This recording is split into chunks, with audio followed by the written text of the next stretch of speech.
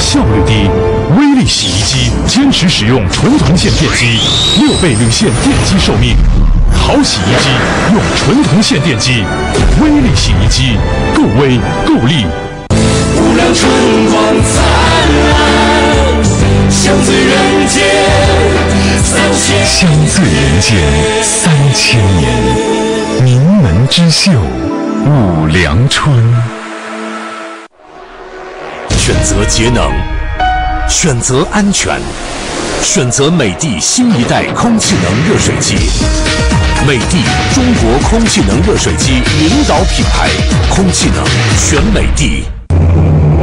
创造改变世界，世界因我而不同。4特酒酿就东方神韵，4特东方韵。保护嗓子，请用金嗓子喉片。换一个角度看风景，穿梭光影，发现惊喜。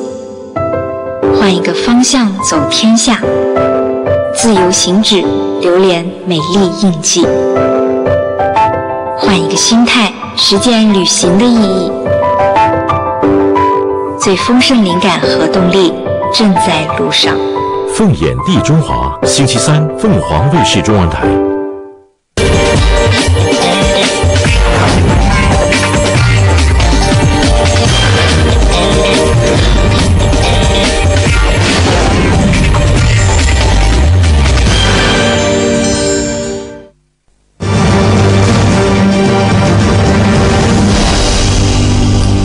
今天的传播焦点，跟大家分享一部高华教授的著作，在历史的风陵渡口。2011年12月26日是毛泽东诞辰118周年，也是中国当代著名历史学家高华去世的日子。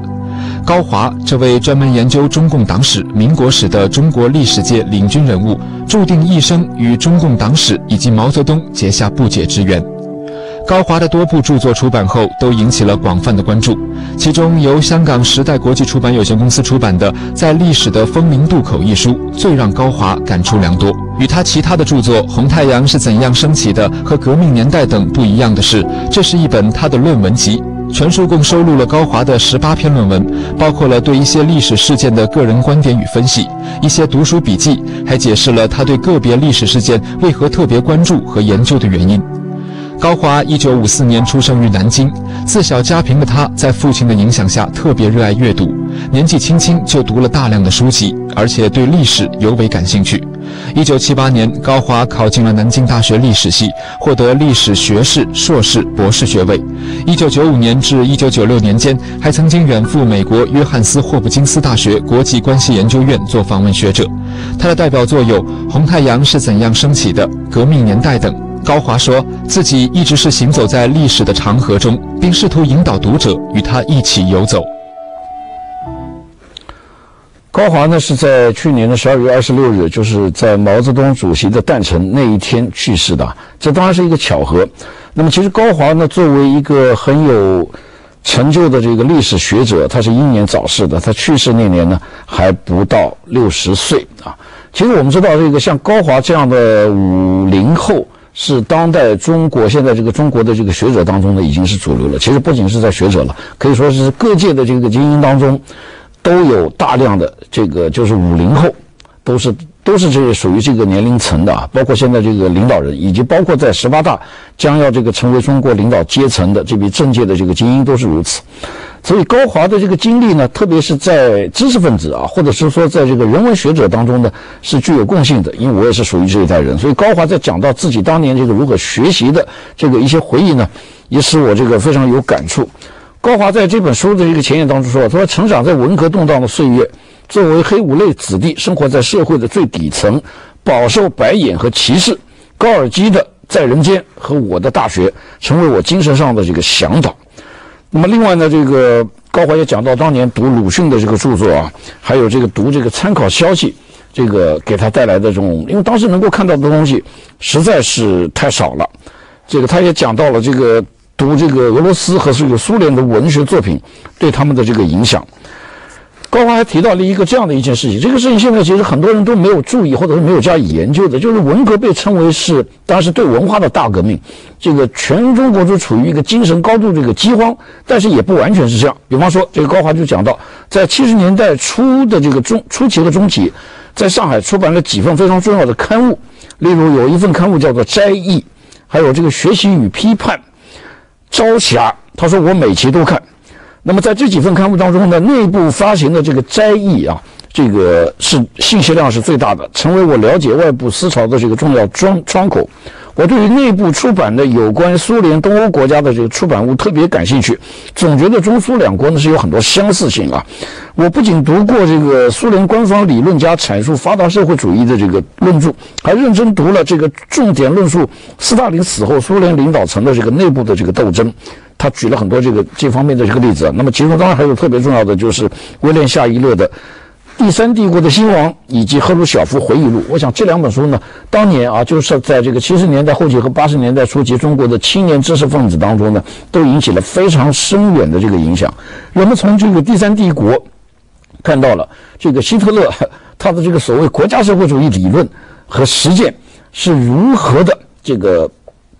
可以说是这个形成了这个当代世界上的最大的一次这个灾难啊，就是发动这个第2次世界大战。那么然后呢，这个包括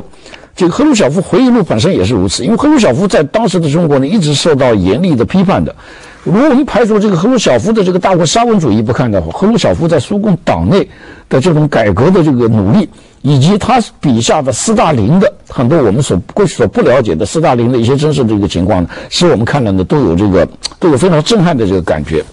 那么高华作为一个历史学家啊，他的这个主要的贡献是在于这个当代中国历史，特别是这个中共党史。那么特别是比方说啊，现在这个青年人可能普遍都不了解，就是毛泽东他是从1941年开始就成为这个中共最高的领袖，一直到1976年他去世，30多年里面，毛泽东就是中共后来也就是中国当之无愧的无可争辩的这个最高的领袖，有极大的这个权威。那么这一切究竟是如何形成的呢？那么高华作为一个历史学家，他的这个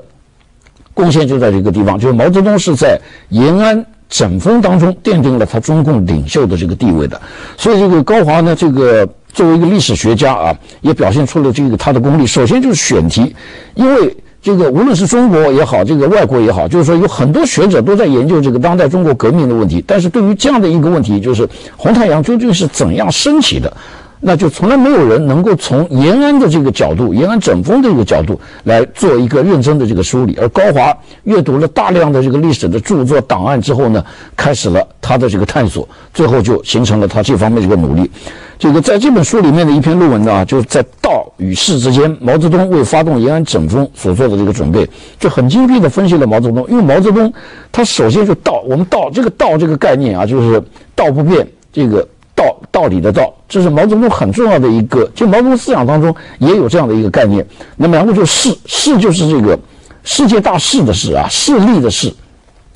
道和势，毛泽东如何和这个他非常巧妙的这个，而且很精确的在掌握这个道和势。因为他一方面最重要的是他要反对那些从莫斯科回来的那些对于共产国际言听计从的那一些这个，就是我们知道这个所谓28个半啊，就是王明为代表的这批这个教条主义者，成功的战胜了他们。那么然后通过这个延安整风运动，那么整肃了党内的一些这个反对派，那么然后呢就确立了毛泽东思想在中共的这个领导地位。那这方面当然包括像这个刘少奇，包括像这个周恩来他们呢，也做了很多这个可以说这个推动促进的这个工作。那么最终呢，在这个中共7大上，那么毛泽东作为中共的领袖，毛泽东思想作为中共的这个指导思想，他就确立起来了。那么这一切都是跟延安整风运动是分不开的。那么所以这些也是高华在他的这个名著《红太阳是怎样的升起》当中是做了一个迄今为止应该是最权威和最全面的一个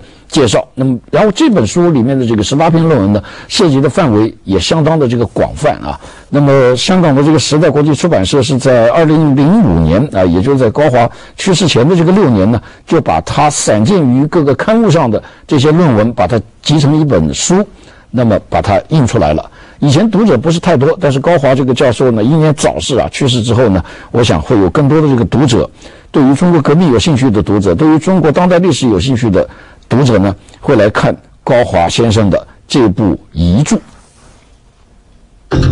五粮春时事亮亮点，由五粮春赞助播出。相聚人间3000年，名门之秀五粮春。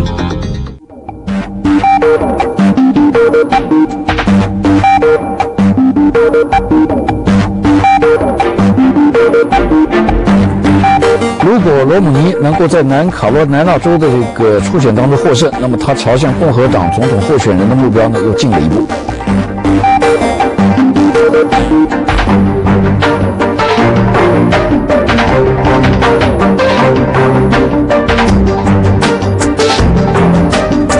谢谢收看《时事亮亮点》，我们要在龙年春节再见。